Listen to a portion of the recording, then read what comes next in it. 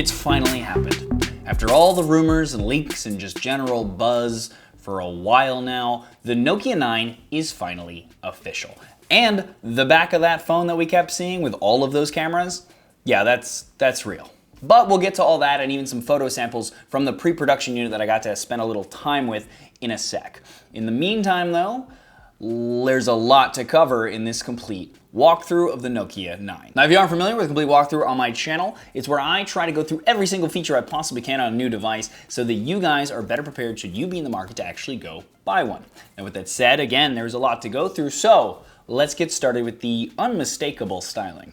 We have an aluminum unibody with dual diamond cut edges, and we have Gorilla Glass 5 on the front and back. Because of that glass on the back, by the way, we do have Qi charging. On the front, we have a 5.99-inch QHD Plus POLED display, and above that, we have a 20-megapixel front camera. And here's what the front camera looks like and the microphones sound like. Also, it's shooting in 4K HDR.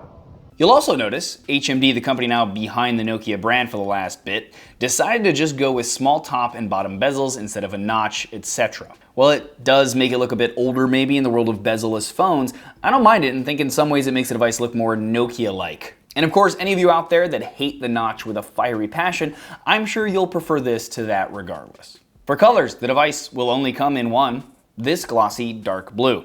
Built into the screen, we have a fingerprint sensor, which keeps the device looking pretty clean. The scanner is an optical fingerprint sensor compared to the newer ultrasonics ones that we are starting to see, but it works well on the pre-production unit. Moving around the device, we have the power and volume buttons on the right. There's nothing on the left. On the top, our SIM card slot. There is no micro SD card slot, by the way, but the device does come with just one storage option, 128 gigs. On the bottom, we have a USB-C port that is capable of fast charging that 3320 milliamp battery, and we have a speaker down here as well, and you can see what that sounds like here. I could have just peed on it.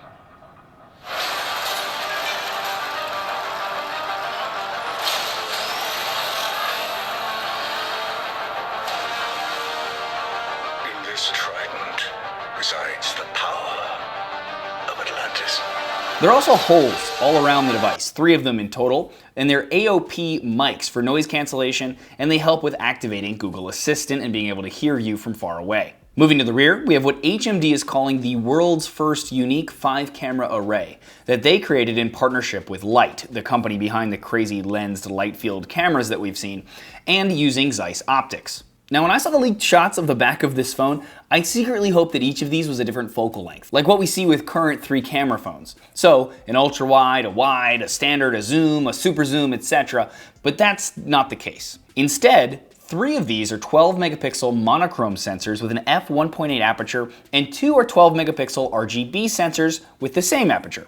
There is no real switching between them at all. In fact, every time you take a photo, all 5 cameras fire at once. Now this has a number of implications because of that. Firstly, we've seen the Monochrome and Rgb camera combo before on phones, and the idea behind that is that the monochrome sensor, since all of its photosites capture just light compared to an RGB sensor that has one photosite for red, one for green, and one for blue, etc., it captures about 2.9 times more light than the RGB sensor can. And so, when you combine that with the RGB sensor's color info, you theoretically should get a much higher dynamic range shot than you would otherwise. So what does it mean when you have 3 monochrome sensors and 2 RGB ones? Well, the Nokia 9 is capable of capturing 60 megapixels of data at the minimum and up to 240 megapixels of data using multiple exposure during HDR shots. Now that's a lot of data to work with. But we'll have to see when I get a proper production unit how that actually translates to image quality. In addition to that, you can shoot raw DNG, which is the raw data from the sensor instead of the compressed JPEG. These files can then be edited with a lot more flexibility, and Nokia even worked with Adobe to add their lens data, etc. to Lightroom, the popular photo editing app, just like the Canons and Sonys of the world do with their lenses. Here are some shots that Nokia showed us that were taken in RAW by professional photographers on the device and edited in Lightroom. They look insane. But again, let's see what these look like when we have a review unit. You can follow me on Twitter, Instagram, and Facebook at The Unlocker for photo samples as soon as I get the device. Now the other benefit to this crazy amount of cameras is an enhanced version of depth sensing. Now, most depth maps that are created for portrait mode on other cameras are 2 to 3 layers, with some being up to about 7. So there is maybe like a foreground, a middle, and a background, for example. The device can then blur the background a lot, the middle a little less, and keep the foreground sharp. The Nokia 9, on the other hand, with all of those cameras, can create up to 1,200 layers. The depth map is about 12 megapixels compared to 0.3 megapixels of most camera phones. This means that blur can be altered up to 1,200 times in an image, making for a much more gradual blur effect. Now, of course, again, I'm interested to put it head-to-head with some other phones in a later video when a review unit arrives. Now for video, the camera only uses one camera, but it can shoot up to 4K in HDR at 30 frames a second, and the camera uses electronic stabilization. Not in 4K, it only does this up to 1080. But it's also not optical stabilization, which I'd prefer to see, but there you go.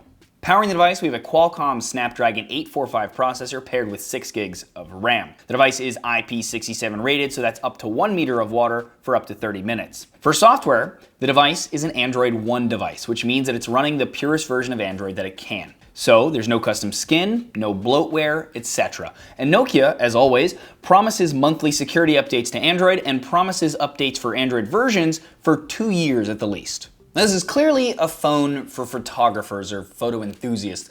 Most people are not really going to know what to do with Lightroom or any of those other things, and you can tell they're kind of gearing it towards that person. I personally am excited to check this device out based on the little bit of time that I got to see what it could do in a very controlled setting on pre-production software. So expect, again, camera samples and all this other stuff as soon as I get a review device on Instagram, comparing it to other devices, maybe a couple of videos on that as well. If you're not already subscribed, please do so and ding the bell next to the word subscribe so that you get notified when I do these videos. Otherwise, head to my newly relaunched blog. I'm doing tips and tricks and news and other things there that don't necessarily make it here to video, and you can subscribe to the weekly newsletter there. It only goes out once a week. I promise it's not annoying, and it'll just keep you up to date on all of those things. As always though, regardless guys, thanks for watching.